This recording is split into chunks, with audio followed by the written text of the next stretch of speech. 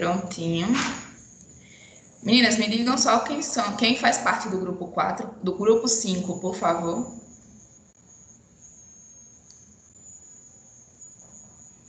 Larissa, não sei não botar para compartilhar a tela.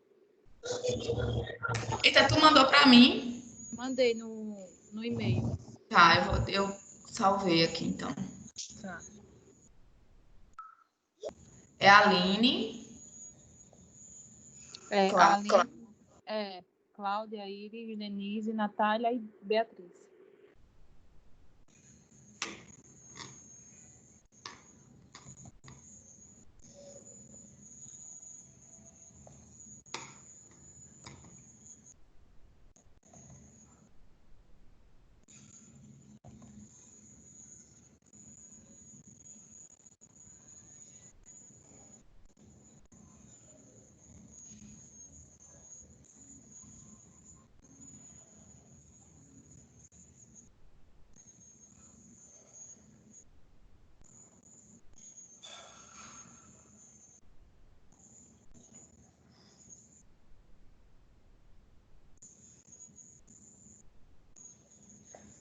Aline, Cláudia, Iris, Denise e Natália. Mais alguém? Beatriz, professora. Beatriz.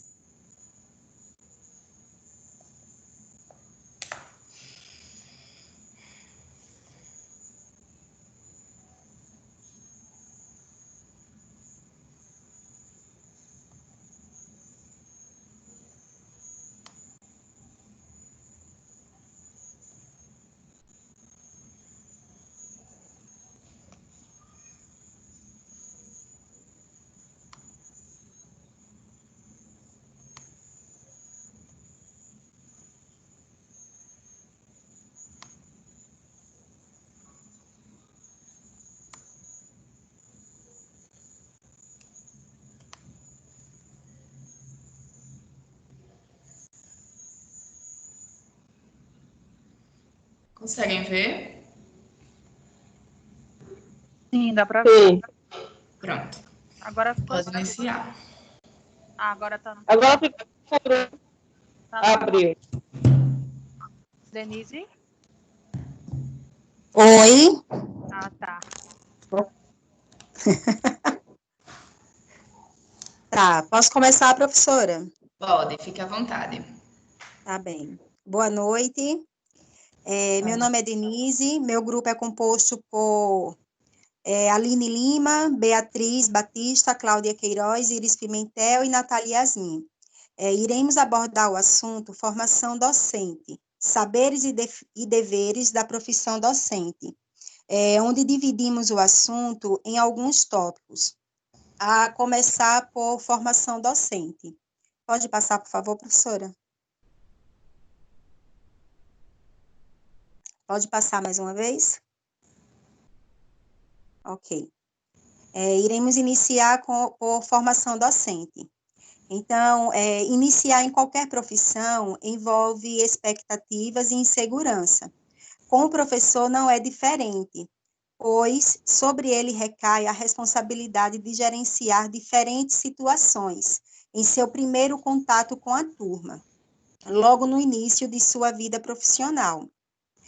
Além do mais, o professor tem ainda a função de estar sempre atualizado na sua área de estudo e naquilo que ocorre no mundo como um todo.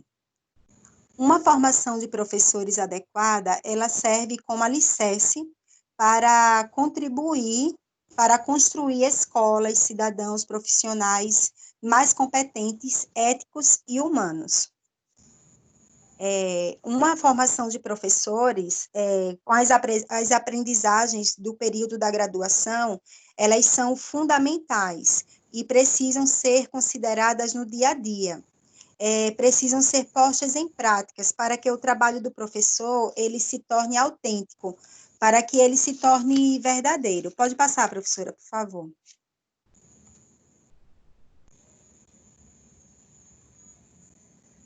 Com toda certeza, o professor bem formado e valorizado como manda a regra, por si só já faria uma grande diferença.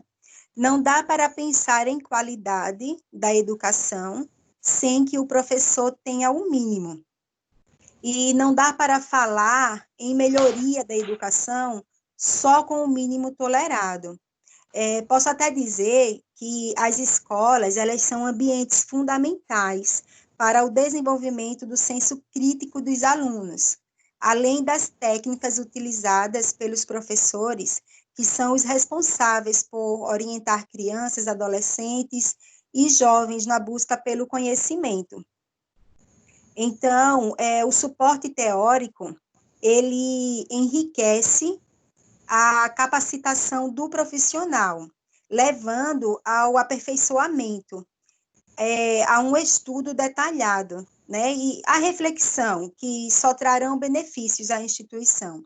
Então, dessa forma, os professores, eles sentem-se mais capacitados, mais seguros, não duvidam da própria competência diante dos desafios que a profissão impõe, que todos nós sabemos, mesmo quem ainda não tem experiência em sala de aula, mas todos nós sabemos que são grandes desafios, né, que a profissão ela impõe. Então, as escolas, elas são ambientes fundamentais para o desenvolvimento do senso crítico dos alunos, além do aprimoramento das técnicas utilizadas pelos professores, para poder orientar crianças, jovens e adolescentes, como eu já havia dito, né, na busca pelo conhecimento. Então, a formação de professores é um termo amplo, que pode se referir à formação básica, quanto à formação complementar ou continuada. Então, podemos definir a formação básica de professor como um processo obrigatório, para que esse profissional ele esteja habilitado a dar aulas. Então, para continuar com a apresentação, a Cláudia Queiroz irá falar sobre os desafios da formação docente.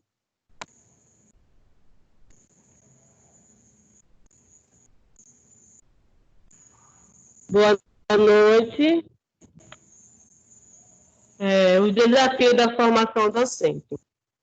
Um pouco do nosso papel é tentar sair do discurso de que ser professor é um dom e colocá-lo no centro da agenda como profissional. Aí eu vou falar sobre alguns desafios da profissão docente também, que são a desvalorização da profissão, a falta de atratividade, a desfasagem na formação inicial, a desconstrução dos estudos e capacitação, a ausência de avaliações eficientes, a baixa remuneração, a falta de atenção para o profissional já inserido no mercado. Aí eu vou falar também sobre os cálculos. Aí, os cálculos baseados no ANED, em 2008, revelaram que cerca de 20% dos estudantes de pedagogia escolheram a carreira como alternativa, caso eles não conseguissem encontrar um emprego. Mas, em 2014, esse cenário mudou, caiu para 6,8% no total. Aí, os dados citados acima trazem uma primeira reflexão. Quem são os jovens atraídos para a carreira da docente? O diálogo entre a teoria e a prática, professor. Outro desafio que atinge a formação inicial do professor é a carga teórica muito maior do que a parte prática.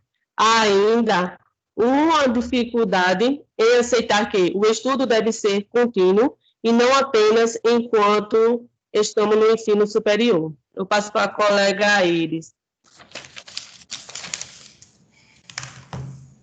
Não, Cláudia, sou eu. É tu, né, Aline? Desculpa. Boa noite. É a Bia. A Bia ou a Aline? É a Aline.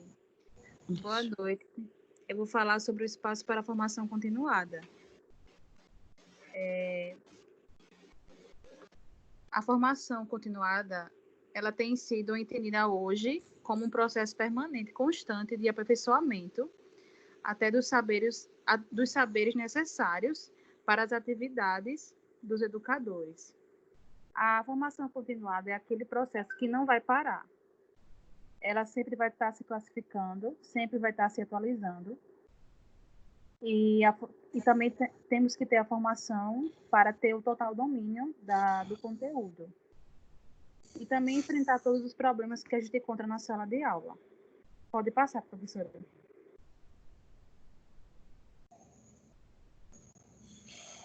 A formação continuada também tem que ter o planejamento, o tempo, planejamento dos horários dos trabalhos coletivos, o conhecimento, como eu já tinha falado, o domínio da comunicação. E a formação também continuada na escola, ela está desempenhando vários e novos papéis na sociedade atual. Ela está sendo um campo constante de mutação, e o professor tem um papel central, e ele é responsável pela mudança de atitude e pensamento dos alunos. Pode passar também. O planejamento e a organização são a base desta prática, da formação continuada. E, segundo especialistas, o ideal é que os encontros sejam realizados pelo menos durante 3 horas por semana e, preferencialmente, com espaço para atendimentos individuais, onde o coordenador pedagógico protagoniza momentos de exposição de seus conhecimentos. Então, o professor precisa estar preparado para novos e crescentes desafios desta nova geração, que nunca esteve tão em contato com a tecnologia. Então, o professor sempre tem que estar buscando conhecimento para o aluno, para que sempre o aluno também esteja atualizado, tanto o professor quanto o aluno.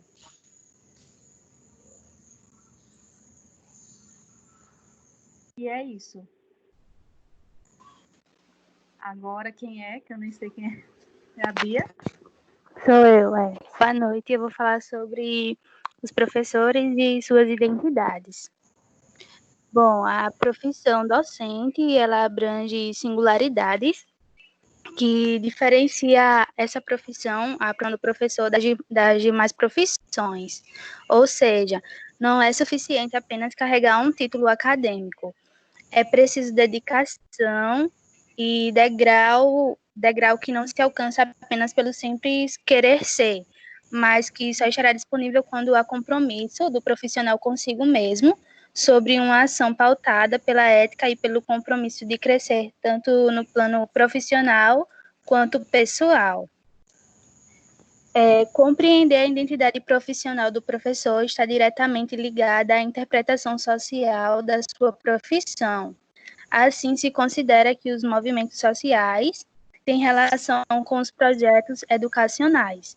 É preciso entender que a escola não é um espaço aleatório, portanto, um cenário onde a objetividade se faça presente.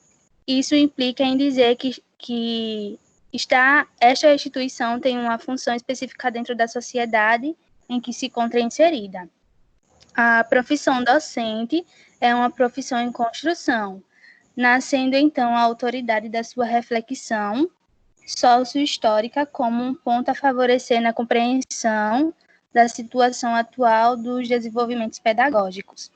A profissionalização dos professores depende hoje, em grande medida, portanto, da sua capacidade de construírem um corpo de saber que garanta a sua autonomia perante o Estado. Não no sentido da conquista da soberania na sala de aula, mas antes no sentido da criação de novas culturas profissionais de colaboração. É isso.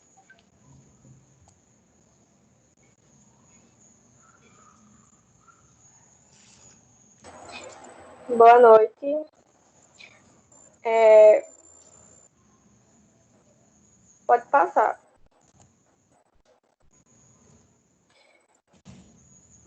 Pronto. Vou falar sobre os saberes necessários na atuação do professor. Como sabemos, a sala de aula é um lugar privilegiado para a atuação do professor e exige que o professor trabalhe de várias formas e, com isso, tem alguns saberes necessários para o professor na sala de aula. Aí eu vou citar alguns saberes mais importantes, que o professor tem que ter na sala de aula. Um deles são os saberes de conhecimento. No caso, os saberes de conhecimento são aqueles saberes que são adquiridos pelo educador relacionado ao conteúdo que ele vai abordar para passar para os alunos.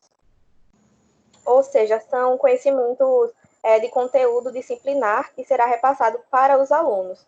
Normalmente são adquiridos na própria formação ou especialização do docente, mas também pode ser aprendido através de estudos, leituras de livros e entre outros artigos.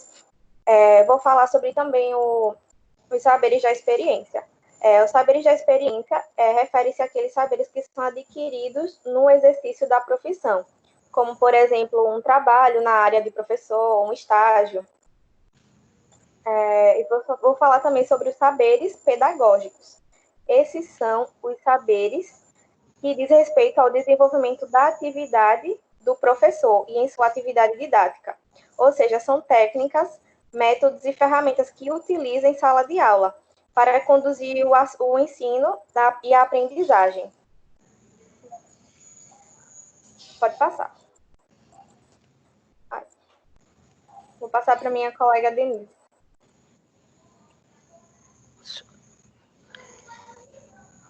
Para Iris. Pode passar, professora.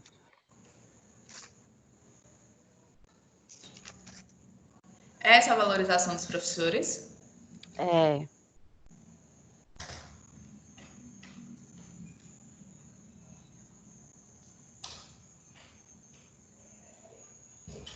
Essa aí, Aqui Iris. para mim não está aparecendo, não, ainda não. Está aparecendo ainda saberes necessários. A atuação do professor. Chegou agora. Desculpa. Dando continuidade, vou falar agora sobre a importância da valorização do professor no ambiente escolar. Essa falta de valorização dos professores afeta não só a classe trabalhadora, mas afeta ainda mais o futuro do nosso país.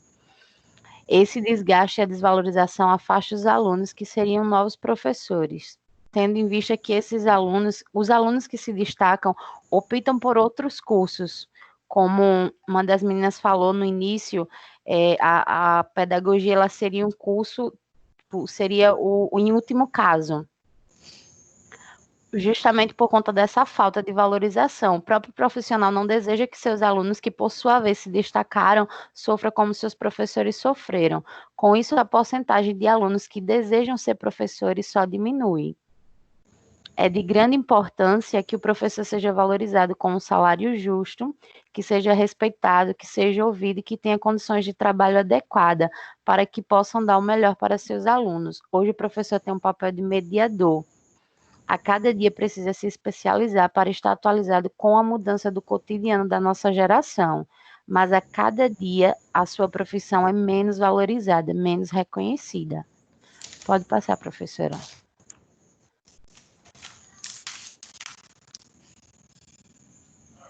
Essa frase a gente achou muito interessante, que fala assim: espera-se que os professores atinjam metas inatingíveis, com ferramentas inadequadas. O milagre é que às vezes eles realizam essa tarefa impossível.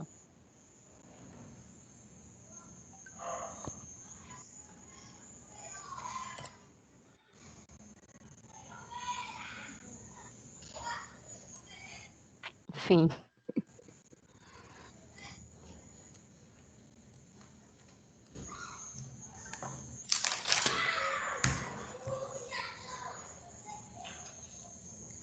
E aí, gente, alguém quer comentar?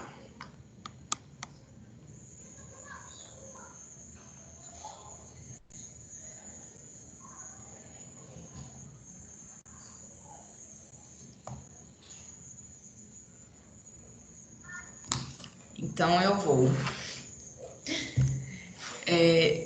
Então, gente, eu acho que as meninas também vão falar um pouquinho sobre a questão dos saberes docentes, né, o próximo grupo, mas o Tardif, ele faz uma discussão bem interessante, apesar de algumas críticas, né, por ele ser muito pragmático, valorizar demais esses saberes experienciais, né, apesar dessa divisão, de dividir, né, que ele coloca os saberes do conhecimento, os saberes profissionais, pedagógicos, né, e os saberes experienciais. Mas ele dá muita ênfase aos saberes experienciais, né? Mas apesar disso, apesar dessa ênfase, é bem interessante essa discussão que o Tardif faz, né? Inclusive porque é necessário, para além da gente ter essa formação, né, profissional, toda essa bagagem teórica, ela sem a prática, ela também não é válida, né? A gente precisa confirmar na prática as nossas teorias, né? Então, é para isso que a prática ela vai servir, né? E aí, nesse processo, na verdade, dialético, né? De teoria, de ação, reflexão, ação. Né? Primeiro eu vou refletir sobre a minha ação, né? E depois eu vou agir novamente, consertando os meus erros ou as fragilidades que eu tive na primeira vez e testando, né? Vendo o que dá certo e o que dá errado. E a nossa profissão é muito disso, né? Ela não tem uma receita pronta, né? A gente vai gerir situações, né? Situações de aprendizagem, situações, conflitos, né? Relacionamento interpessoal, tanto entre os alunos como os pais, como com os nossos colegas, e a gente precisa gerir essas situações. E aí, para que a gente tenha, de fato, um bom desenvolvimento, né? A gente precisa estar sempre se atualizando, né? Sempre buscando uma formação continuada, porque apesar da nossa formação pedagógica inicial, ela ser o nosso alicerce, né? As legislações e as propostas pedagógicas, o próprio conhecimento, ele está sendo modificado sempre, né? Ele está sempre em transformação. Daí a necessidade dessa atualização permanente, que foi inclusive que as meninas também trouxeram com o texto do Pirrenault, né? Da gente estar sempre refletindo sobre a nossa prática. E aí, de fato, a gente só vai ter segurança, né, nos desafios que a gente vai enfrentar no dia a dia, se a gente tiver uma bagagem teórica boa, mas principalmente se a gente também tiver essa experiência prática, né? Daí a importância realmente dos nossos estágios, né? Das nossas as nossas primeiras atuações mesmo, né? A importância dele se dá nisso aí, porque a gente precisa dessa relação prática. Professora, Oi. Licença, professora, a senhora está apresentando o nosso seminário?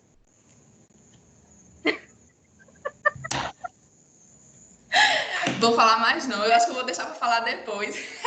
No final. Vou falar depois. Vai, vamos apresentar então.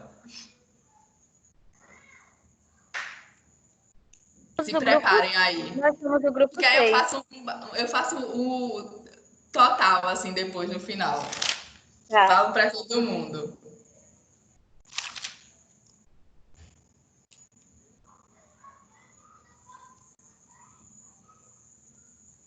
Ah, meninas, mas só parabéns pelo trabalho, tá? Ficou bom. Esse negócio. Eu acho que vocês ficam meio com vergonha desse negócio de estar fazendo online, né? Que a gente fica falando com o computador. Eu não sei se é isso, mas a gente vai desenrolando. É vergonha mesmo.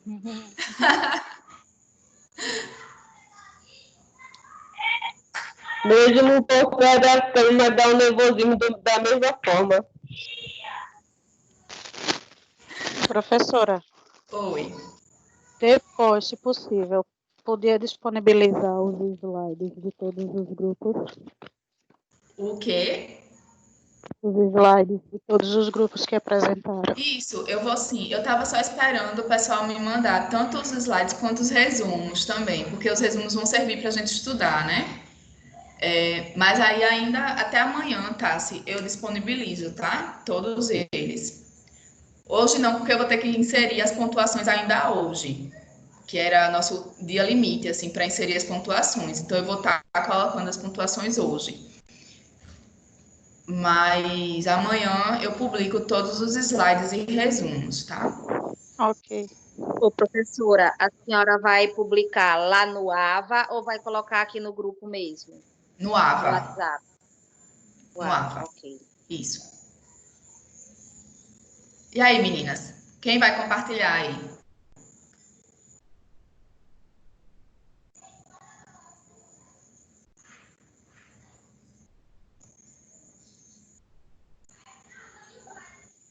Professora, é o grupo 5, né? Isso ainda?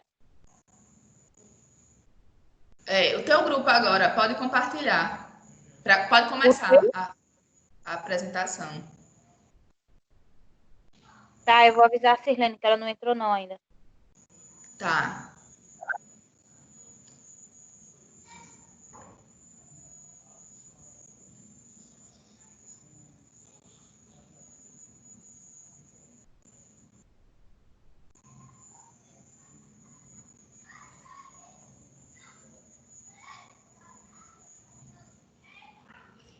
Só enquanto as meninas se organizam, gente, só para destacar uma questão que as meninas falaram no grupo, talvez as meninas tragam também nessa próxima apresentação, mas eu acho que é importante destacar que essa questão do professor como vocação, né, como um dom. Né? Nós não somos, não é da nossa natureza ser professor, né? A gente escolheu ser professor, a gente estuda para ser professor, né? Então, por mais que a gente goste, por mais que a gente admire a nossa profissão, por mais que a gente faça por amor, ela é principalmente a nossa profissão, né? E aí isso precisa ficar claro, porque há um processo também de desvalorização a partir disso, né? Se você faz por amor, você não precisa receber o salário, né? Qualquer coisa que a gente te der enquanto salário, tá tudo bem, tá valendo, porque você faz isso por amor, e não é bem assim. Né? A gente estuda para isso, né? A gente tem toda uma preparação profissional para poder atuar enquanto professores, né? Na verdade, nós não fazemos por amor, nós fazemos porque amamos, não é isso?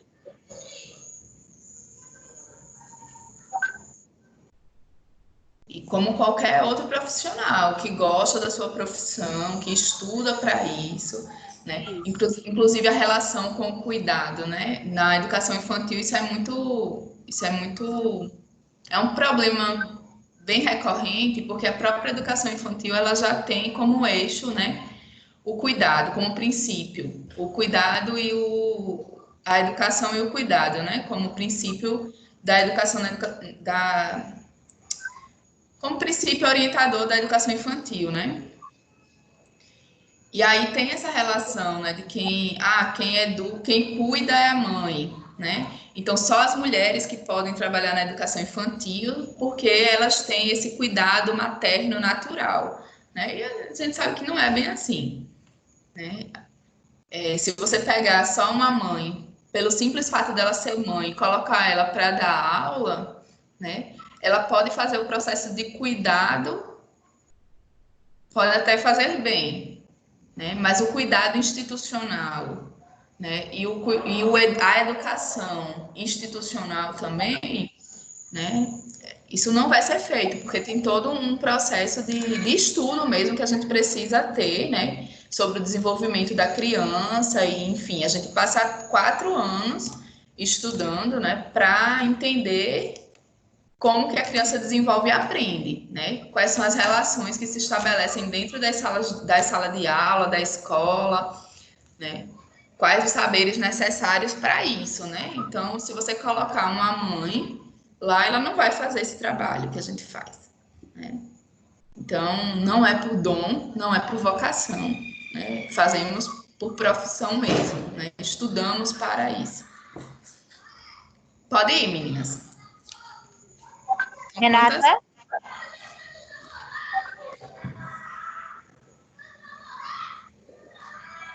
Renata? Oi. Olá. Boa noite. A nossa equipe é formada por Alice Cristina, Camila Luana, Renata, Juliana Cruz, Jaciara Azevedo, Kathleen Alves e Cristina vocês. Nós iremos adotar o conteúdo de Tardif. Mas quem é Tardif? Pode passar, por favor. Maurice Tardif é um professor e pesquisador canadense que desenvolveu diversas pesquisas em diferentes países, inclusive aqui no Brasil, onde ele veio, palestrou e se encontrou com alguns professores, né, para defender o que ele tanto fala, que é os saberes docentes. Pode passar, por favor? Bom, dando sequência ao meu assunto, eu irei abordar o temos professores diante do saber. Mais especificamente, o subtema esboço de uma problemática do saber docente.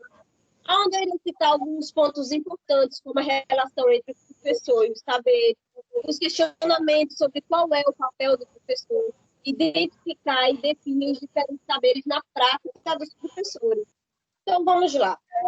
No início do seu livro, ele diz o seguinte: chamamos de saberes sociais um conjunto de saberes que se dispõe na sociedade, e de educação um conjunto de processos de formação e aprendizagem elaborados e destinados a instruir os membros dessa sociedade.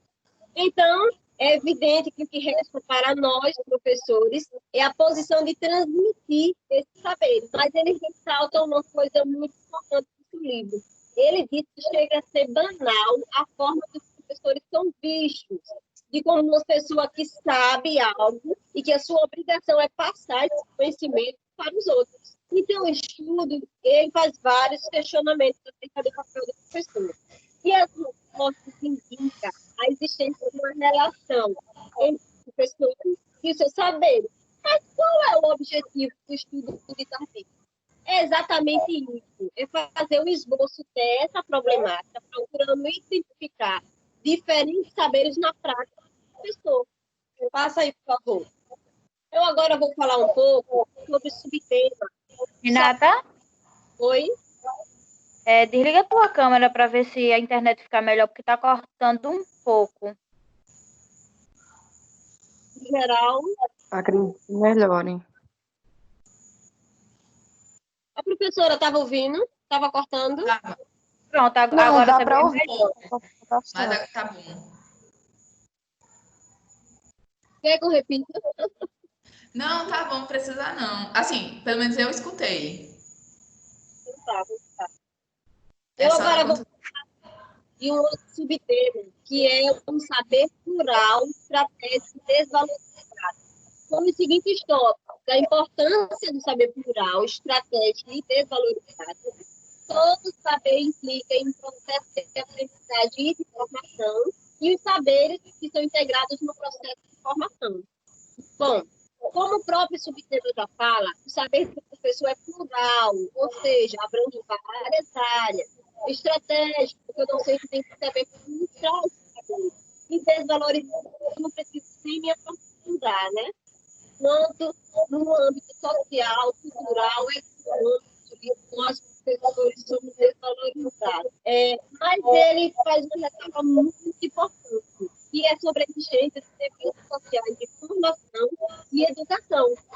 Ele precisa de dois tipos de processos, e esses mesmos processos ele denomina como fenômenos. Um deles é o processo de produção, e o outro é os processos sociais de formação. Ambos complementam o âmbito cultural moderno e contemporâneo. O que parece ocorrer hoje em dia, minha gente, é que as atividades de formação e de educação parecem passar lá para o segundo plano, fazendo com que a perspectiva dos saberes, a um certo modo, seja produzido pela comunidade científica. Mas olha só, todo saber tem um processo de aprendizagem e de formação. E quanto mais é desenvolvido, quanto mais é estruturado, mais gera saber. Mas para dar continuidade ao nosso assunto, com vocês, Camila Loureiro. Pode passar, professora Slide, por favor. Os saberes docentes e a formação profissional das ciências da educação e da ideologia pedagógica. Tardif define o saber docente como um saber plural, além de uma função de transmissão. Tá dando para ouvir, professora? Tá. Porque aqui tá meio que... Pronto, vou continuar. Tardif, ele define o saber docente como um saber plural. Por quê? Porque além de uma função de transmissão dos conhecimentos já constituído, porque a sua prática, ela integra diferentes saberes e diferentes relações, sendo definido como um saber plural. Por quê? Porque esses... Está dando uma interferência aqui. Porque essa integração de diferentes saberes forma essa junção no qual... Já, se desliga o teu Professora, microfone. tá ruim aqui, eu não estou conseguindo... Eu acho que é o microfone da Jaciara que está ligado. Certo. Quando desligar, eu posso começar de novo, porque eu perdi aqui. Pode? Agora o slide saiu.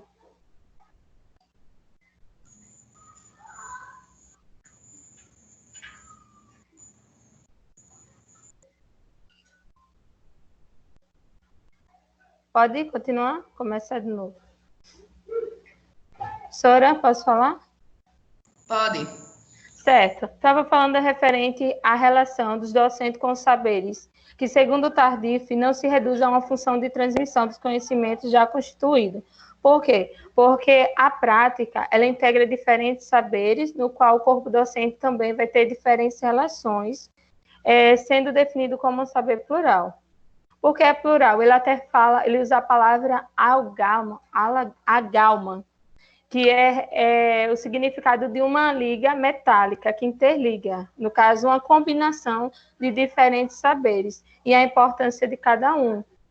Por isso que essa parte que fala a formação profissional das ciências, da educação e da ideologia pedagógica. O que é isso? É esses saberes provenientes de diferentes fontes que os professores estabelecem essas diferentes relações, ou seja, o conjunto de saberes transmitidos.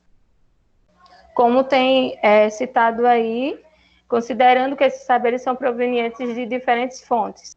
E essas diferentes fontes de saberes são conhecidas como disciplinares, curriculares, saberes da formação profissional e os saberes experienciais. Pode passar, por favor. Os saberes disciplinares e curriculares.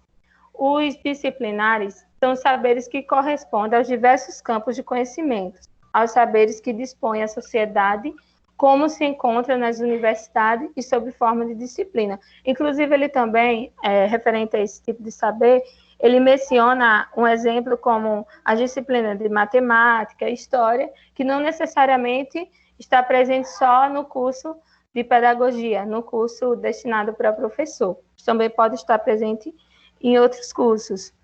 E que esse tipo de saber ele emerge da tradição cultural, ele surge. Tem até um exemplo aí do lado, que tem saberes disciplinares, conhecer profundamente a matéria, a estrutura, a construção histórica, os métodos que vão ser usados, essas analogias ou metáforas, e no meio diferencia o professor, que vai ser abordado mais à frente, que é a questão que o professor, ele não é, que a relação que ele tem com o saber, que ele não é visto como o que possui, mas ele é o que transmite o saber. E os saberes curriculares, no entanto, correspondem aos discursos, os objetivos, ou seja, segundo eles, são os instrumentos úteis que permitem aos professores se organizar, que no caso são os saberes que estão presentes nas instituições escolares, que eles apresentam concretamente em forma de programas escolares, de projetos. Pode passar, professora, por favor. E os saberes experienciais ou práticos e as relações dos professores com seus próprios saberes.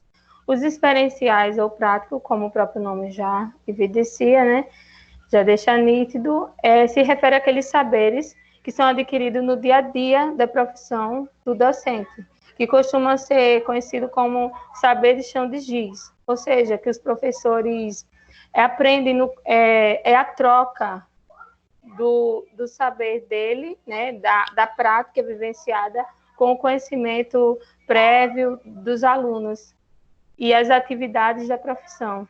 Então, é uma integração dos demais saberes, dos disciplinares, dos curriculares, na prática. E a relação que o professor mantém com os saberes, como eu já tinha abordado anteriormente, é de transmissores e não de portadores, porque ele não vai ter ele não vai produzir, no caso, né, de transmissores ou de portadores, e não de produtores. Eles não vão produzir, mas eles vão transmitir algo que já está produzido, o que ele adquiriu ao longo de sua formação e da sua prática. Pode passar.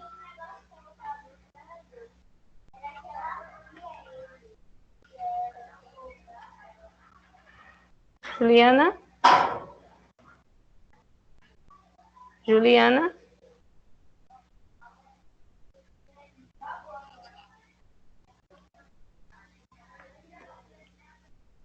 Professora, a Juliana está aí? Tá, aguarda só um pouquinho para ver se ela vai iniciar, mas ela tá na aula. Tá bom, vou aguardar. Oi, boa noite. Tá me Boa noite. ouvindo? Estamos. Sim. Pronto. Irei abordar aqui alguns elementos explicativos. Saber socialmente estratégico e ao mesmo tempo desvalorizado. Prática erudita e ao mesmo tempo desprovida de um saber específico baseado na atividade dos professores e por ela produzida. Segundo Tardif, os saberes docentes envolvem questão de ordem pessoal e tem abrangência social. O saber social todo tempo Tardif, ele vai fazer questão de mostrar que esse valor é social, ele não é um saber individual. Um professor nunca define sozinho e em si mesmo o seu processo, não é profissional. Ao contrário, ele sempre precisa socializar, não é, para o aprendizado, porque a vida, o ensino, como diz Paulo Freire, que enquanto estamos ensinando, estamos aprendendo, né? Ensinar para aprender e ensinando para aprender a ensinar, né? Este é um ditado de Paulo Freire. E deixa eu ver aqui. Dessa maneira, a educação escolar pode se efetuar em ação escolar, reside e se manifesta por meio de práticas educativas, né? Nós temos também que o saber é a formação e conhecimento da educação. A construção da relação com o saber é um complexo, mas sem essa construção não há aprendizagem. E sem aprendizagem não há sentido em termos escola. E para isso precisamos do saber do professor e do saber social, que é precisando um dos outros para assim ter uma construção de conhecimentos. E desta forma passo a continuidade para a minha colega Alice. Dando continuidade ao assunto, eu vou falar sobre o quarto fenômeno que Tardif cita no livro. Ele surgiu com a constituição de instituições escolares modernas, e foi no decorrer do século XIX e XX. Foi quando a educação passou a ser vista como ciência. Antes, a atividade do educador ela era vista como a arte, conhecida como técnica, a arte do educador. Foi quando houve uma busca maior por pesquisas nessa área e foi deixando de lado essa educação como uma obra de arte produzida pelo educador. Então, passou a ser vista como ciência através de muito estudo e pesquisa de diversos saberes. Então, o corpo laico, o corpo docente laico, ele é um modelo com base nas ciências profanas e na nova pedagogia.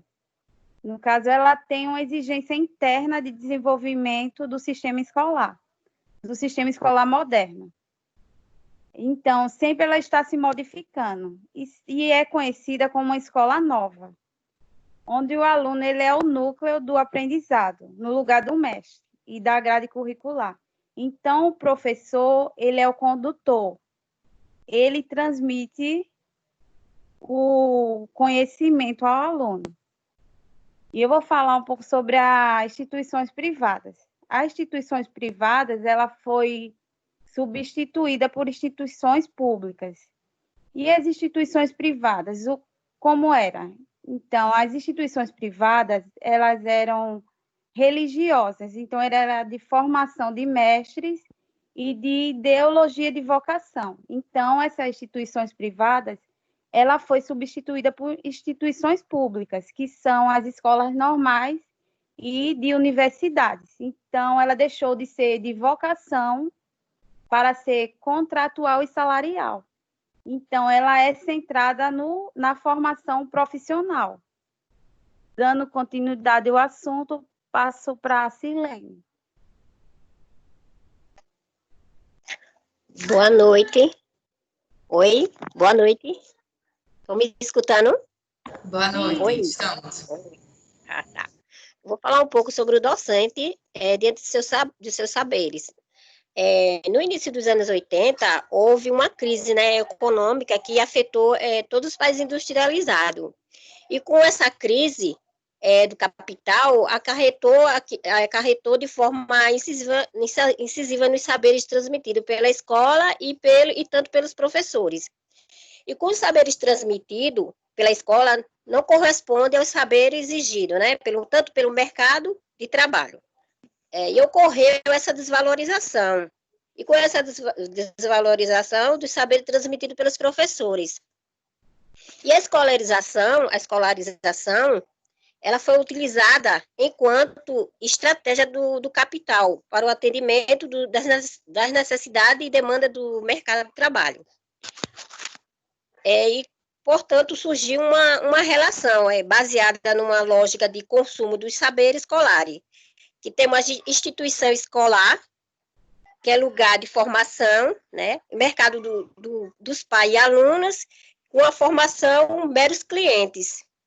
E temos também dos professores, né? Formadores, de indivíduos transmissores de informações, preparação dos alunos para o mercado concorrencial de trabalho. E diante desses fenômenos, os professores reagem na impossibilidade de controlar os saberes disciplinares e curriculares e formação profissional. Eu passo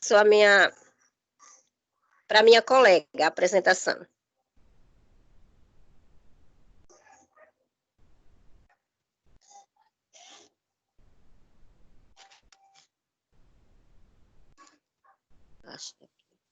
Já foi. Estava ligando o microfone.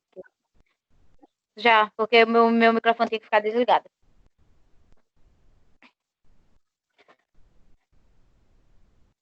Eu vou dar continuidade, né, ao tema central, que é os saberes dos professores, e vou falar um pouco sobre a importância da experiência, da prática da experiência. Nós temos o saber que adquirimos na nossa graduação, mas além desses saberes, nós produzimos ou tentamos produzir outros saberes para que a gente possa compreender e colocar na nossa prática. Ou seja, a forma que eu explico isso para uma turma de graduação não vai ser a mesma forma que eu vou explicar para uma outra pessoa de um outro curso. Eu preciso produzir como é que eu posso dizer? Eu preciso produzir um outro conteúdo de uma outra forma para que eu possa passar para uma outra pessoa. Nós, professores, fazemos isso com nossos alunos. Nós adquirimos esses conhecimentos e produzimos outros saberes para que possamos passar para ele de forma que eles venham compreender. Outra coisa também bem importante é a questão da experiência. A experiência para um professor, principalmente para um professor de extremo... Licença, porque está chiando. Está chiando a sua fala. Eu não sei se é o microfone, se você está algum fone, alguma coisa. Estou no notebook. Tem fone não. Estou sem fone, meu fone pifou, quebrou.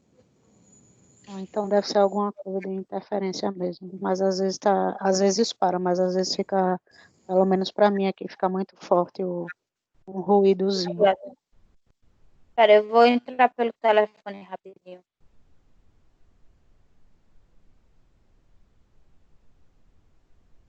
Porque aí acho que fica melhor.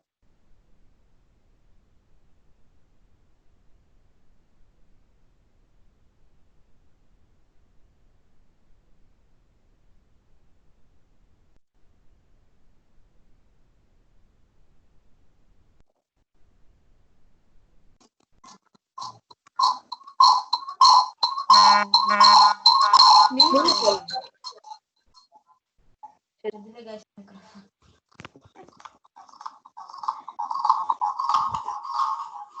Vocês estão ouvindo esse barulho?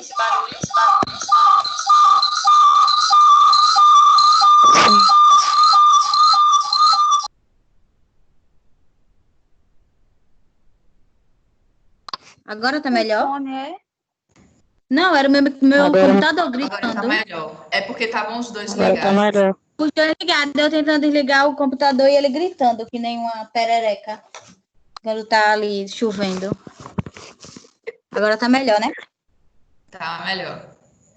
Pronto. Deixa eu abrir aqui pra mim, que eu não consigo enxergar, não. Eu vou conseguir passar pelo telefone? Eu vou conseguir não passar pelo telefone, minha gente. E agora? Ô, Josiara, é melhor tu passar pelo computador mesmo. É só continuar, ele não vai sair, não. Ô, professora, mas não vai ficar vendo esse barulho? É só não ligar o microfone. E como é que eu vou falar? Você continua falando no celular. Peraí, viu? Eu tô saindo pelo telefone. Não saia não. Fica aí. Não, apareceu aqui JA saindo. Só apareceu. Mas eu ainda continuo. Tá entrando pelo notebook. Saiu o slide.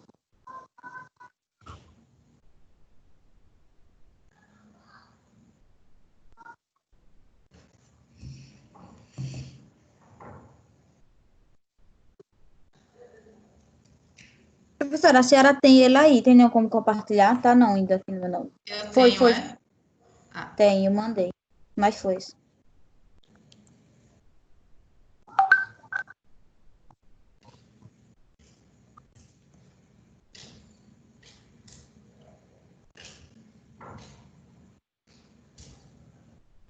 Chegou.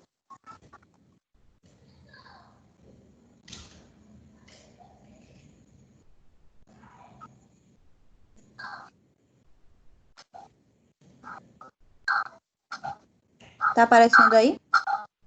Tá aparecendo aí? Tá aparecendo aí?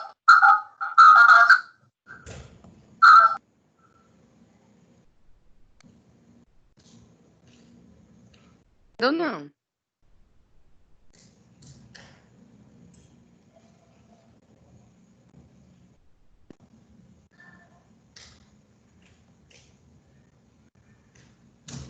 Tá conseguindo colocar, Jacen?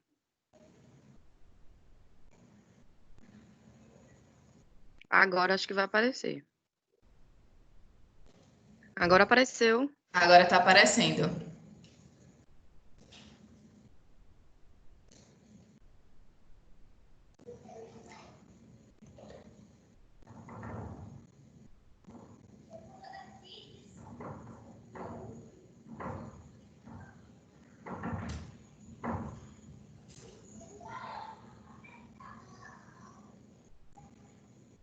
Ô, Jaci, agora o teu microfone tá desligado. Tu precisa ligar só o do celular.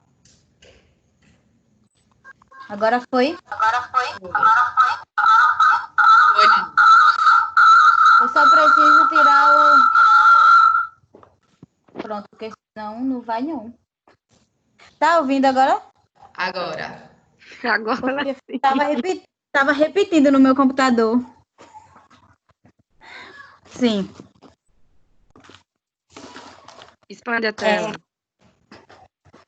Tá expandida para mim aqui no meu computador. Já foi, já apareceu. Pronto.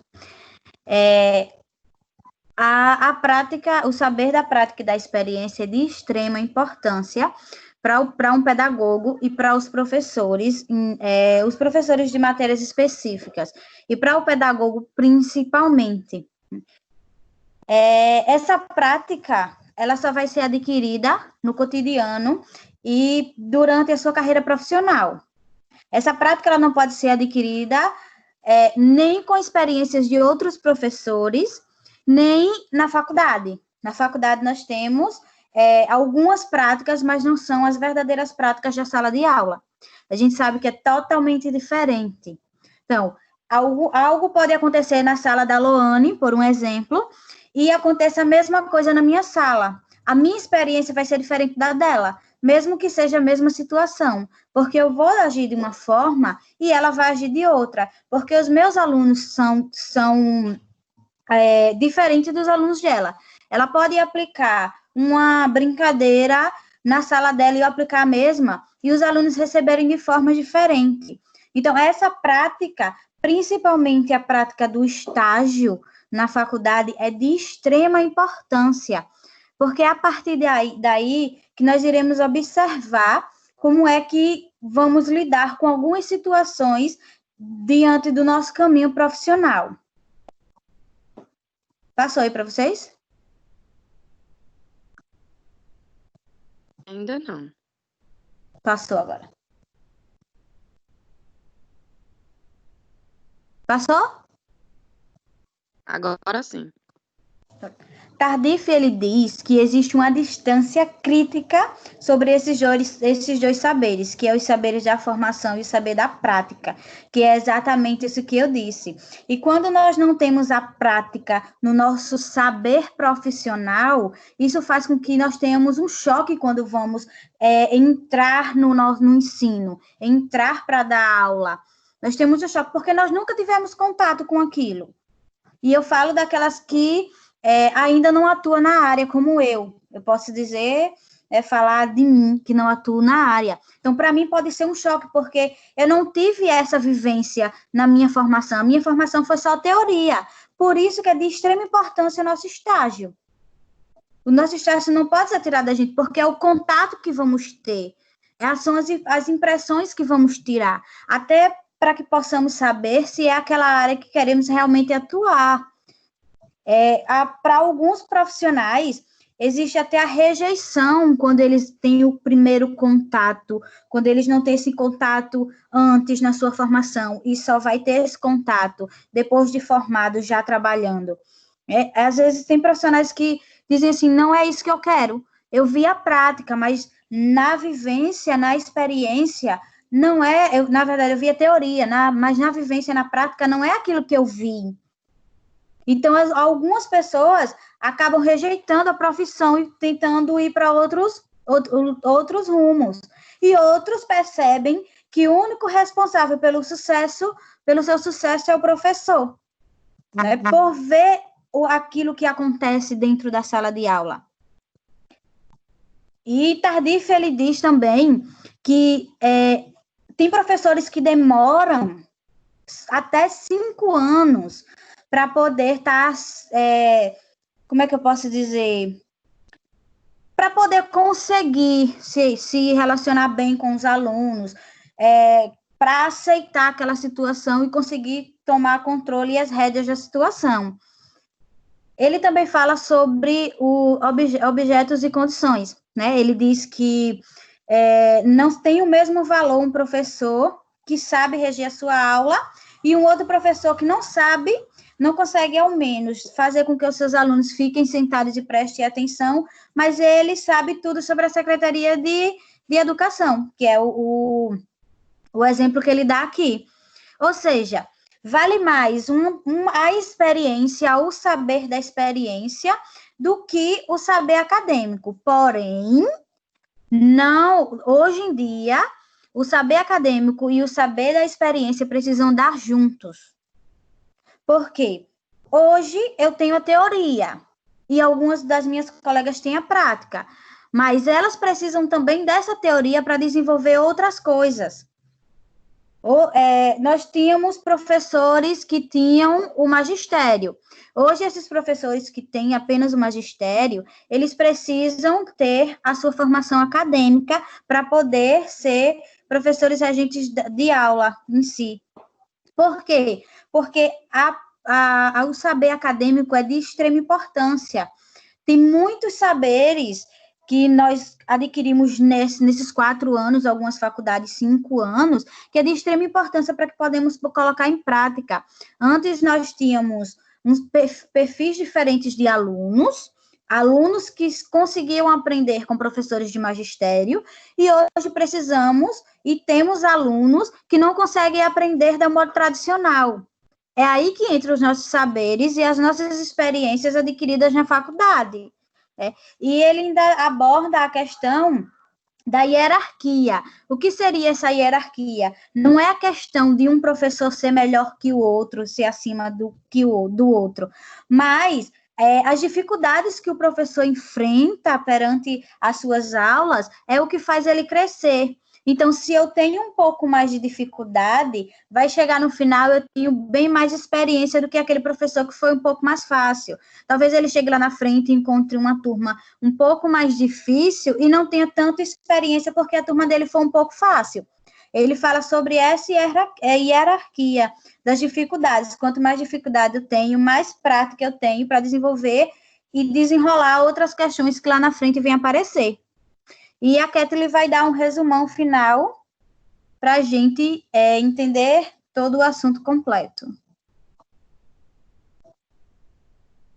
Pode passar, Jéssica. Já passei, vai passar daqui a pouco para vocês. Aqui tá ficando atrasada.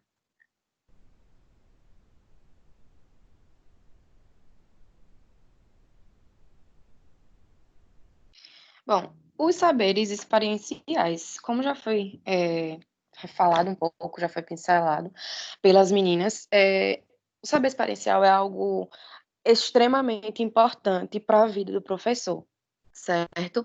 Independente de qual área você esteja atuando, sabe? Sendo pedagogo, independente se você está atuando com uma matéria só ou se você está atuando em múltiplas séries. Então, é algo que é levado à prática do cotidiano. É tudo que você leva à prática. Isso se trata por aquele saber experiencial, é o que refere-se à prática do cotidiano da sala de aula. E os saberes é algo que você não pode pautar só e regulamentar só para você, sabe? É algo que ele deve ser passado adiante para os demais profissionais que trabalham com você, seja os professores mais antigos de magistério, seja professores iniciantes, seja estagiário, seja auxiliar. É algo que você deve tratar como não só você trocar aquela troca de saberes apenas numa reunião pedagógica. É algo que você deve passar adiante.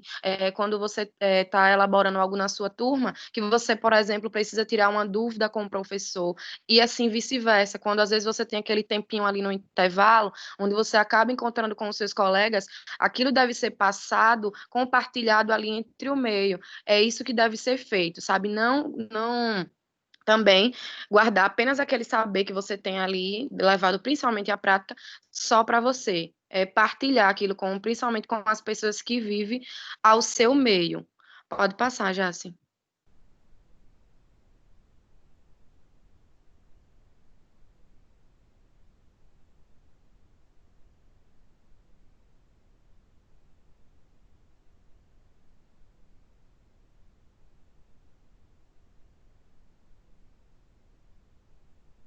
Bom, como eu acabei de citar para vocês, né, que é algo que deve ser passado com os colegas, certo, de trabalho, não só apenas naquela reunião pedagógica, e sim como um todo.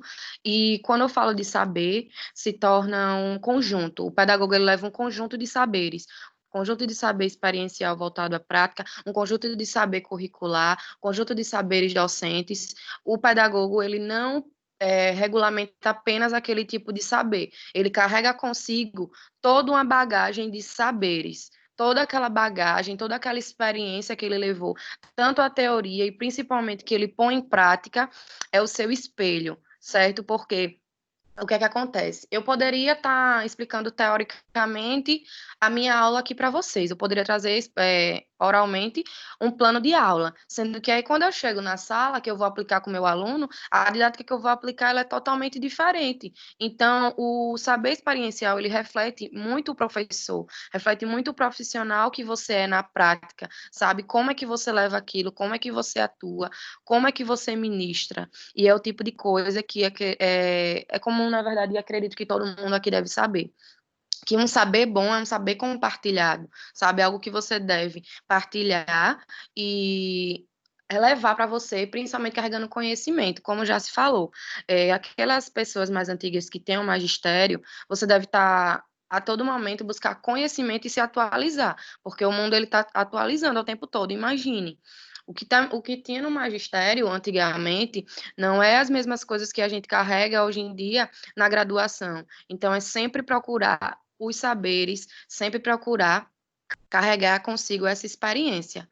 Com isso, concluímos nosso trabalho e estamos abertos às perguntas, caso vocês tenham, e agradecemos a atenção.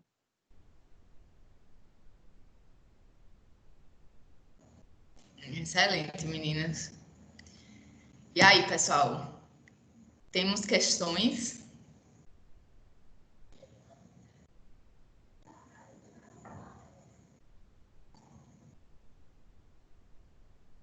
Vocês estão tão caladinhos hoje, é que vocês querem me dispensar, porque hoje é dia dos namorados, né? Eu tô ligada nisso.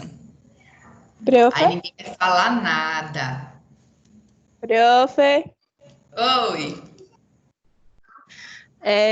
Eu só queria pontuar, não é pergunta não, tá? Eu só queria pontuar uma coisa que a Jaciara falou, que é de fato bem real. Essa questão do profissional, quando ele não tem contato com a sala de aula, né? E quando ele vai ter esse primeiro contato, ele acaba pensando que aquilo não é para ele, né? Ele acaba desistindo da sua carreira profissional e partindo para outra área. Isso é bem verdade, porque isso já aconteceu comigo. Como eu já citei aqui, acho que algumas pessoas sabem, eu trabalhava numa escola onde eu trabalhava os 2 horários. Então, de manhã eu dava Fundamental 2 e à tarde Educação Infantil. Então, assim, o meu primeiro mês nessa escola foi totalmente desesperador.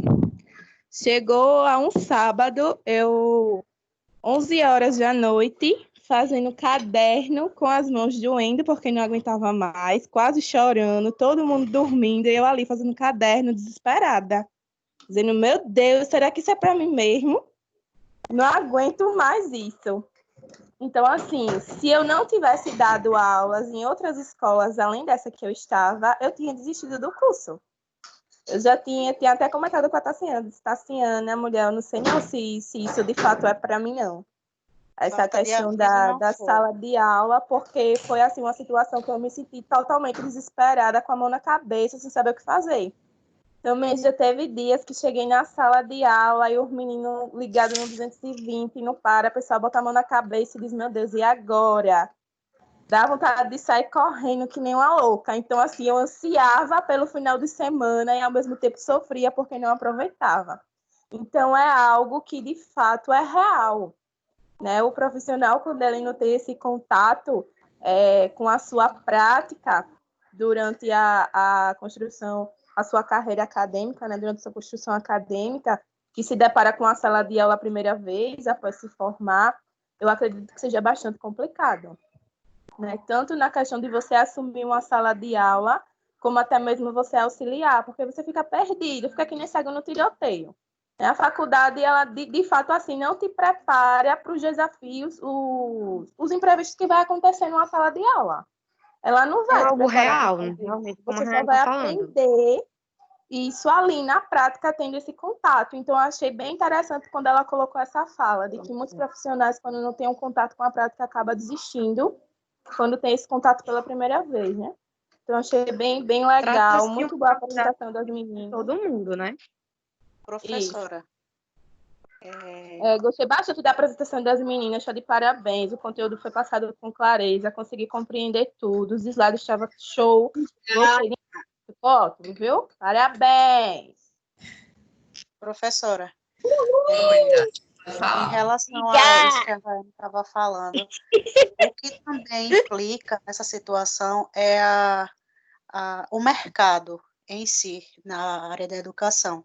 Muitas das vezes você vai precisar enfrentar situações que é imposta para você, na questão de você dar aula em uma determinada área que você não se vê preparado, que você não se vê ali naquela situação.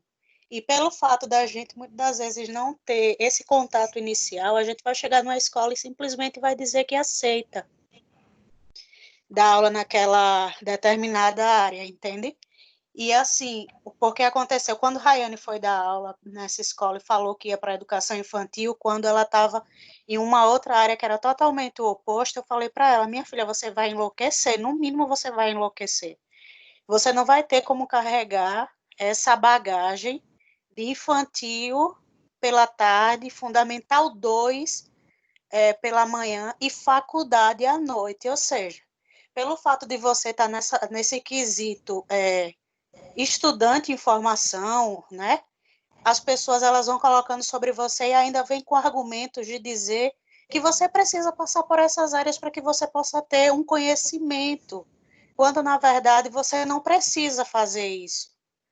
Entende? Como lá na escola que eu trabalho, eles sempre fazem rodízios durante os inícios de ano, vai botando os professores para dar aula em diversas salas de aula diferentes. Você, tipo, eu sou professora do terceiro ano, mas no ano que vem eu posso não ser do terceiro ano, posso ser do infantil e assim vai.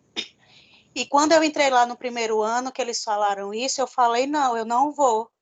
Se vocês me colocarem para o infantil, vocês me avisem antecipadamente para que eu possa procurar um trabalho em uma outra área, que é a área que eu me identifico, que é a educação fundamental. E daí elas olharam para mim espantada, porque eu estou falando que eu estou deitada aqui. Elas olharam para mim assustadas, porque as outras meninas nunca disseram para elas que não era conveniente para elas dar aula em outras turmas. Elas falavam uma para as outras, depois que acabava aquela reunião, no percurso de ir para casa, você ouvia, né, aquelas conversas de que existia uma insatisfação, mas você ia para aquilo. E quando elas me ouviram falar, elas olharam, abriram o olhão assim e disseram assim, então quer dizer que se a gente lhe colocar na educação infantil, você não vai querer? Eu falei, não vou. Você está falando sério? Eu disse, tô. Porque eu não me identifico com isso, eu não vou fazer aquilo que eu não consigo me identificar. Então, eu acredito que quando a gente tem a experiência, que essa questão que a Jaciara até citou, dos estágios e tudo que a faculdade ela nos dá durante o nosso curso, a gente consegue ter esse primeiro olhar para quando a gente chegar em determinadas instituições, a gente saber onde é que a gente vai estar, porque nas outras profissões, todo mundo sabe o campo de atuação. Ninguém precisa ir lá e colocar em uma situação, em uma atuação que você não tem nenhuma, como é que eu posso dizer, me fugiu a palavra aqui, que você não tem o querer por aquilo, que você não tem a predisposição para aquela área, entende? E porque nós, como professores, nós temos sempre que aceitar as imposições dos outros. Eu acredito que a nossa área ela precisa ser muito mais valorizada.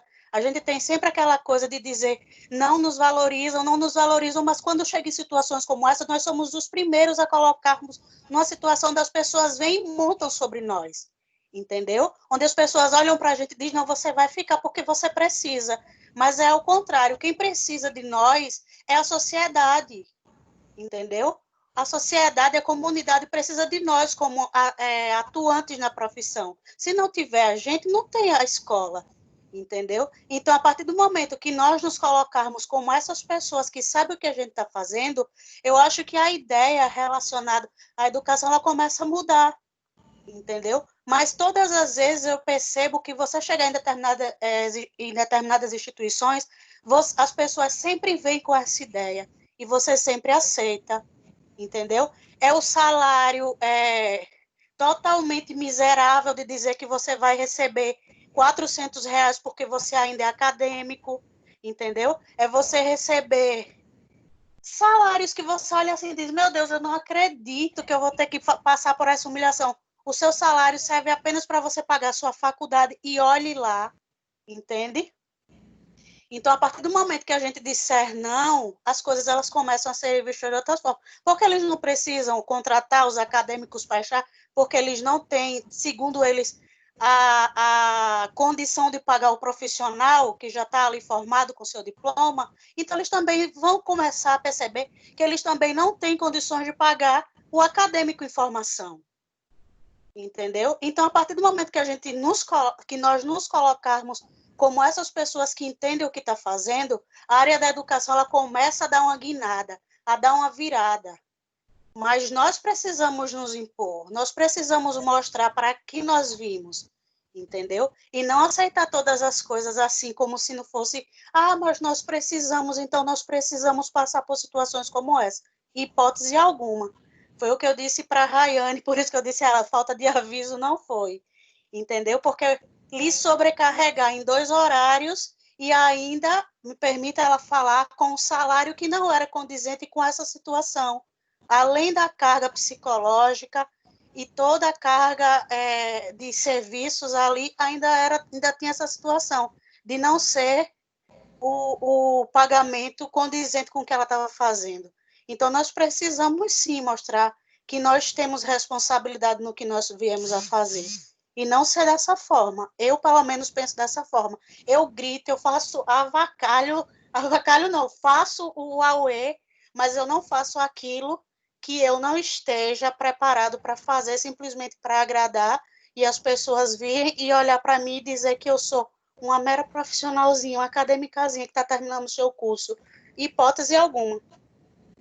Esse processo de desvalorização, tá? Se ele não acontece só com os acadêmicos, não. Né? Inclusive, eu até contei, acho que no início do semestre, eu ainda estava tendo aula presencial, eu estava contando, né, que teve uma escola que ligou para mim, né, assim, na mesma semana que a Pitágoras disse que eu ia ficar, né, eu tinha feito a seleção já há um tempo, e aí a Pitágoras tinha ligado, dizendo que eu ia dar aula para vocês e tal. E aí, no mesmo dia, essa escola me ligou, me chamou para ir fazer uma entrevista. Aí eu fui, né? O meu currículo estava lá, dizendo que eu tinha graduação já, que eu já tinha mestrado, né? E eles estavam me oferecendo R$500. Então, é um processo de desvalorização que, assim, generalizado do professor, né? Não é só o acadêmico que é passado, que passa por essa situação de receber um valor, né, extremamente baixo, né? Existem profissionais, né, que trabalham, inclusive, nessa escola. Todos os professores eram formados, as outras pedagogas que estavam lá eram todas formadas, e todas elas ganhavam R$500 na escola, né? Trabalhavam de segunda a sexta, com toda a carga que se tem docente, do professor de educação infantil, né? Como Rayane coloca, de fazer caderno, de fazer uma série de questões, né? E são todas professoras formadas, pedagogas, né? E estavam se passando por isso, né? Então, é um processo de desvalorização que os próprios profissionais precisam ter essa compreensão de que não aceitar mesmo esse tipo de desvalorização, né? Pois é, porque a gente vê agora nessa situação remota, a situação que, pelo menos, até onde eu sei, também a professora Angélica nos colocou a par, é que o único estado onde deu 30% de desconto nas mensalidades escolares foi em Maceió, foi em Alagoas. Então, assim, só aqui teve isso, todos os pais quiseram, essa redução é óbvio, né, que iriam querer essa redução de mensalidade de 30%. Aí quem já recebia esse valor vai receber o quê? Entende? Então, assim, eu fui também fazer uma entrevista, que eu também dou aula de música. Então, eu fui em uma entrevista em uma escola, a escola era creche, era bilíngue, era isso, era aquilo outro, tinha tudo que você imaginasse. Na hora que eu fui fazer a entrevista, que a dona da escola veio falar comigo, ela falou: quanto você cobra hora-aula? Eu falei quanto era a hora-aula. Ela falou, então vamos fazer o seguinte, como os meninos dessa idade, eles não ficam em 1 hora de aula, porque eles são pequenos, era infantil, a gente vai dividir essa hora em 2 turmas. Eu falei hipótese alguma. A hora-aula para a escola é diferente da hora-aula particular, com pessoas individuais, com grupos individuais fora da escola.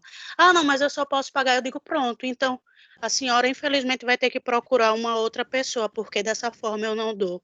Ah, mas é porque outra pessoa que estava aqui trazia o violão e cantava com eles. Eu digo, pois é, isso não é musicalização. Eu pegar um violão e cantar para as crianças não é musicalização. Ou seja, ainda existe a questão de lhe colocar para dar a sua aula como eles querem, lhe ensinar a fazer o seu serviço, então faz. Entendeu? Então faz. Se você sabe, você vai lá e faz. Já que é tão simples. Agora, não queira colocar o profissional numa situação de que ele nem sabe o que ele está fazendo, porque o que acontece muitas das vezes é isso. Você acaba por olhar para você e acaba dizendo assim, poxa, eu não sei fazer o que eu estudei, porque as pessoas que estão me regendo, entende? Não estudaram. Entendeu? E você tem que puxar a sua cabeça para isso? Não, de jeito nenhum. Infelizmente, as coisas não mudam porque quem pensa dessa forma é a minoria, entendeu? Quando a maioria começa a ter um pensamento como esse, as coisas mudam, entendeu? Claro, pode demorar, lógico, porque a educação já vem com essa dificuldade, não é de hoje, entendeu? Então, assim, pode ser que continue assim, mas se muitos tiverem a visão diferente, as coisas vão começando a tomar uma outra proporção. E claro que a gente entende, assim, essa questão porque às vezes, por exemplo, a gente se submete a determinados salários e a determinadas questões mesmo, né, de imposição, pela necessidade mesmo que a gente enfrenta, né? Isso. Às vezes a gente precisa do emprego, realmente, a gente tem família, tem tudo, e a gente precisa trabalhar, precisa daquele salário, mesmo que seja daquela forma, né? Mas aí a gente também precisa ir buscando outros meios, né? Outros empregos também, para que a gente também não vá se acomodando nesses locais. Exato, exatamente. Porque aquilo ali não é pra gente, né? E a gente Porque precisa às vezes ter essa postura de dizer que não. Algumas coisas a gente não pode aceitar. Para ludibriar nossa mente, até para criar um ponto de refúgio, a gente fala assim, mas pelo menos eu vou adquirir experiência. Mentira, isso é comodismo. Para você não se sentir tão humilhada, aí você coloca pontos como esse, entende? Então, a gente também precisa olhar esses pontos para não ser, como você falou, não se acomodar na situação. E é um tipo de experiência que não é válido, porque não faz você crescer profissionalmente falando, né? Claro que você chegar numa escola e dizer assim, não, eu já trabalhei, né? Isso é bom, isso conta para o seu currículo. Mas que tipo de trabalho que foi esse? Né? Que tipo de atuação pedagógica que você teve nessa escola? Qual era o espaço que você tinha para atuar enquanto pedagogo autônomo, né? Então, a gente tem que pensar nessas questões também. E, claro, se a gente precisa muito, a gente vai, né? Porque a gente precisa. Se submete, né? Mas aí a gente sempre tem que ir procurando outros espaços, porque realmente não é bem assim que funcionam as coisas. E aí, veja, quando o Tardif fala dessa questão, né, ele pergunta quem são os jovens que fazem pedagogia, por exemplo, né? Quando as meninas, acho que as meninas, alguém perguntou aí numa entrevista, sei lá, enfim, quem são os jovens que fazem a pedagogia, né? Vejam, lembra daquele vídeo que Tamires falou no dia do pedagogo, do cotado lá para ser ministro da saúde, enfim, que ele estava chamando os pedagogos de burro, esse tipo de coisa. É porque a visão da maioria das pessoas é essa mesmo, de que quem procura fazer pedagogia é aquela pessoa que queria fazer todos os outros cursos no mundo, mas não tinha nota para passar, não tinha condição de pagar, então ele vai fazer a pedagogia para dizer que tem um curso superior, né? E isso é parte desse processo de desvalorização da nossa profissão, né? Porque as pessoas não querem ser pedagogos porque a gente tem um nível de desvalorização da nossa profissão que é gritante, né? E que a gente mesmo acaba se colocando, né? Se submetendo a determinadas coisas que não são necessárias e que a gente não precisa fazer isso, né? A gente não precisa se submeter, né? Mas a gente tem ainda tem esse caráter muito servil, né? De que eu não posso dizer, eu não posso questionar, eu não posso falar, eu só tenho que aceitar, né? A gente precisa ser dócil o suficiente para aceitar tudo e qualquer coisa, e não é assim, né? A gente estudou e a gente sabe o que é bom e o que é ruim, né? O que pedagogicamente é correto ou não, o que é que serve para o desenvolvimento do meu aluno ou não, né? Inclusive, pelos meus saberes experienciais, eu também vou adquirindo esses entendimentos, né? E aí a gente precisa, de fato, estar apontando essas questões. E aí, vejam, gente, é como a gente vem falando desde o início. Lembra que a gente vem falando sobre a questão das escolas para o pobre, escola para o rico, né? A questão da dualidade estrutural que acontece, que existe, né? A gente precisa ver que a escola ela tem esse processo dialético, né? Que você escolhe entre a reprodução dessa sociedade e a transformação dela. E a gente tem que trabalhar com isso, né? Que tipo de professor eu quero ser? né? Eu vou ser o professor que ele vai simplesmente reproduzir tudo que está colocado aí para a gente, que é formar seres dóceis que não são críticos, né? Ou a gente vai transformar, vai buscar a transformação dessa sociedade.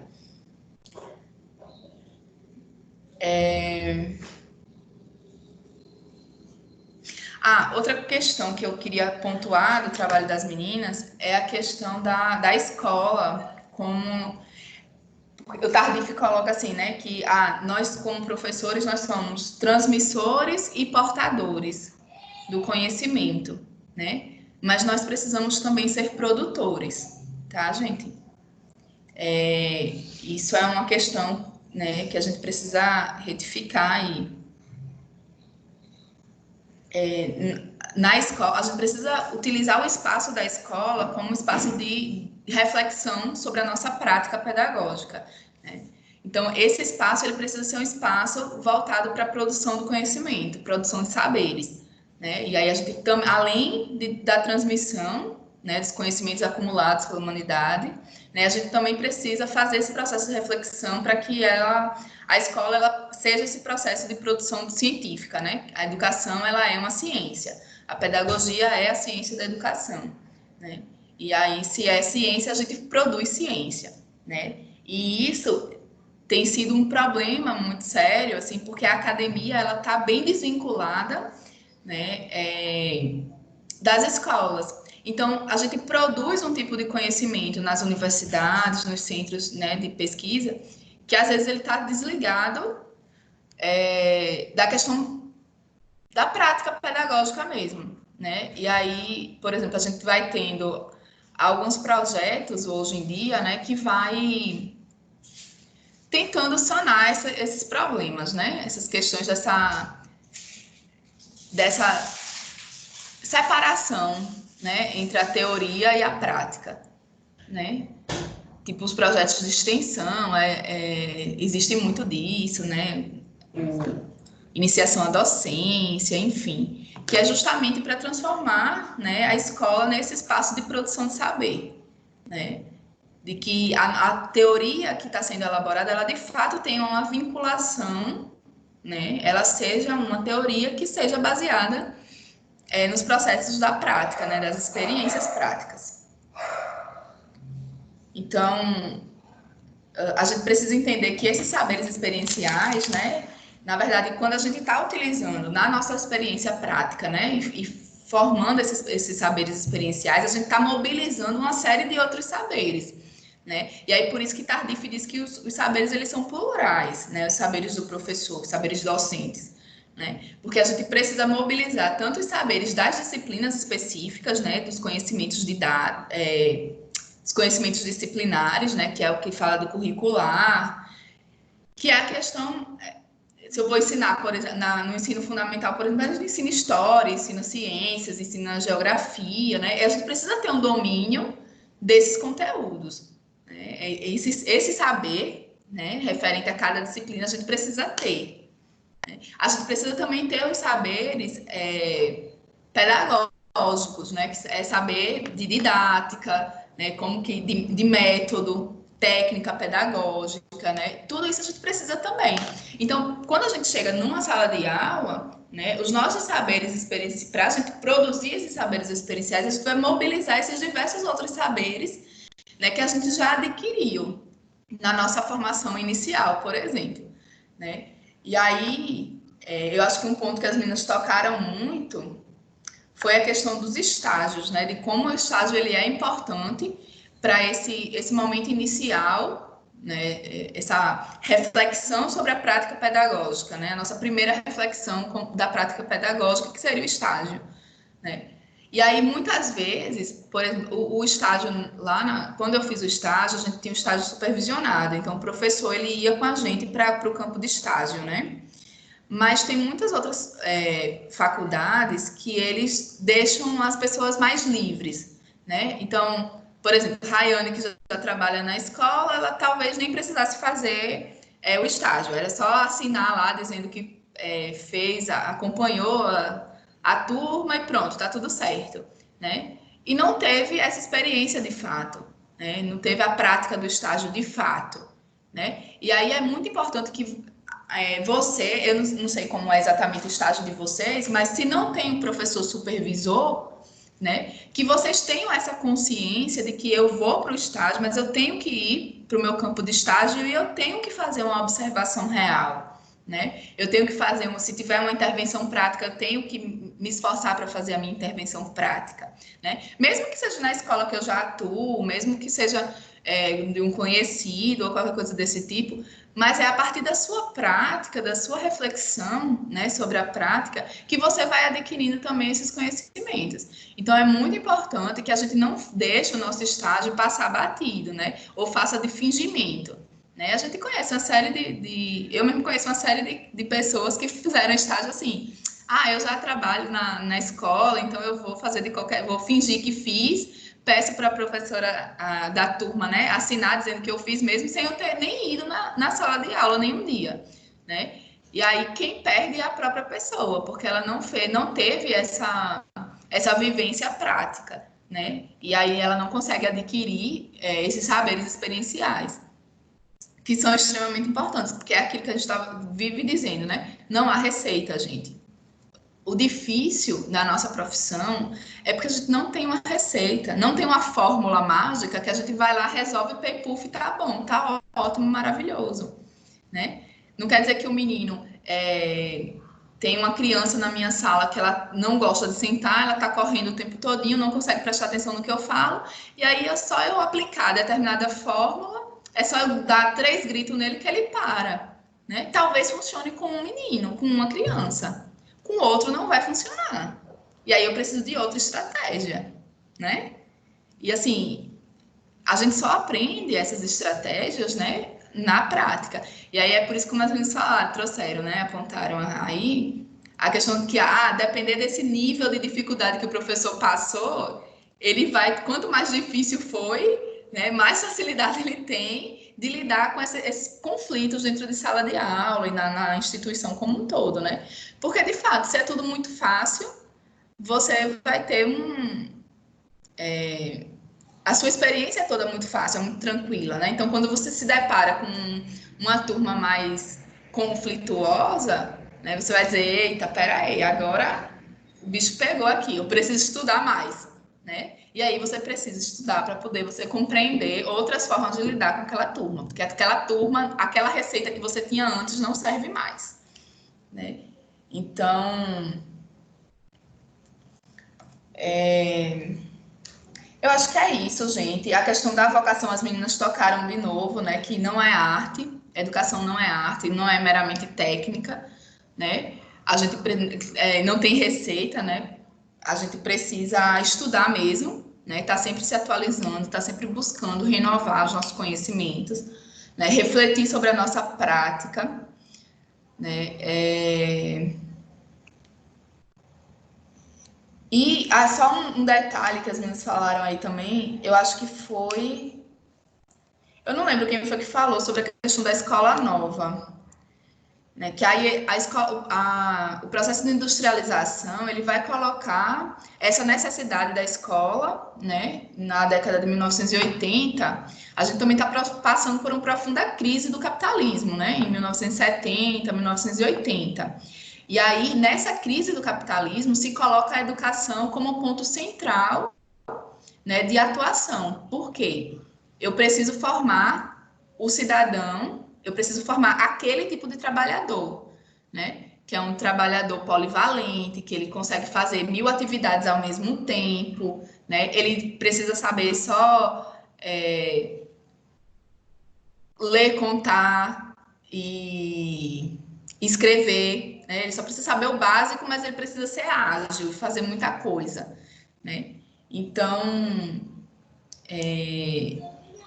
precisa ser uma pessoa também que resolva os problemas, né? Apareceu um problema, eu resolvi. Apareceu outro, eu resolvi também, né? Então, esse momento de crise do capitalismo da década de 1980 era um processo que ele queria esse tipo de profissional, né? Ele precisava formar esse tipo de profissional. E aí a gente tinha um índice de analfabetismo muito grande, né? Então, eles começaram a aplicar a teoria do capital humano, né? Que é você Aí eu preciso me formar, eu preciso aprender novas coisas, né? Eu preciso aprender a ler, eu preciso aprender a escrever, o problema é meu, eu tenho que resolver, né? Então, quanto mais eu tiver, quanto mais conhecimento eu adquirir, quanto mais eu estudar, mais chance de ter um emprego eu vou ter, né? Só que, na verdade, diante da crise, a gente não vai ter emprego para todo mundo, né? Não tinha emprego para todo mundo. E aí, o que é que eles diziam, né? Ah, se você não conseguiu emprego é porque você não estudou mais, você não se esforçou o suficiente, né? Então, o problema é você tem que se esforçar mais, você tem que acumular capital humano, né? Acumular conhecimento para poder conseguir o seu emprego. Então, aí ele passa a tratar, inclusive a escola, ela passa a ser tratada como clientes, né? É esse processo das instituições privadas mesmo. E a gente precisa ter muito cuidado em relação a isso, né?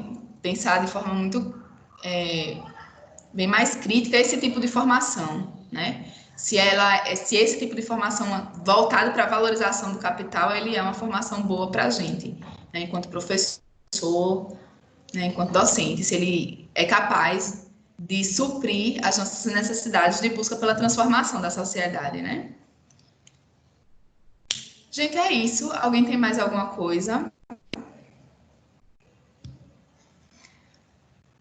Parabéns, meninas. O seminário foi muito bom, né? Todos os grupos, na verdade, estão de parabéns. Eu acho que alguns grupos ficaram um pouquinho mais com vergonha por causa desse negócio. Quando eu falo a vocês que eu não gosto de ficar falando com um monte de bolinha aqui, vocês ficam achando que é mentira minha, né? Mas é horrível você ficar falando com um monte de bolinha com letra aqui, né? Então você realmente fica com vergonha, você fica se sentindo, de vez em quando você fica se sentindo meio doida, assim, né? Eita, eu tô falando sozinha aqui. Mas parabéns pelo esforço, né? Espero que vocês tenham aprendido bastante com esses seminários, né? Tenham conseguido assimilar os conteúdos necessários, né? Eu vou postar lá a sistematização do grupo que ficou faltando. Eu vou tentar gravar uma aula também. Eu não sei se eu vou conseguir fazer isso, mas eu vou tentar fazer até segunda-feira para suprir aí essa fragilidade que ficou do grupo que não apresentou, tá? E se preparem para a nossa oficial 2, né? Eu já encaminhei as questões discursivas, tá lá no AVA, tá também no grupo, né? Fiquem à vontade, escrevam, podem consultar, usem o material disponível, né? Pode fazer citação. Então, escrevam, falem sobre o que vocês aprenderam e o que a gente discutiu durante todo esse período, tá, gente? E aí a gente se encontra na nossa avaliação próxima semana. Alright. É isso, gente. Vamos aproveitar o restinho do Dia dos Namorados. Vou assistir Netflix.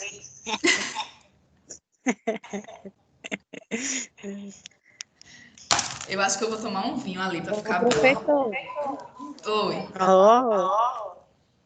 Eu tenho, professora, tomar um vinho, eu gosto mais. Eita, minha gente. 2 pessoas falaram ao mesmo tempo, eu não escutei. Sirlene. Oi? Eu tô dizendo também, vou tomar um vinho. Vamos embora. Tem que aproveitar, e a gente tá gravando isso. Peraí, deixa eu desligar aqui, viu? Bonito. Todo mundo agora vai chorar no vinho. Vai o quê, tá?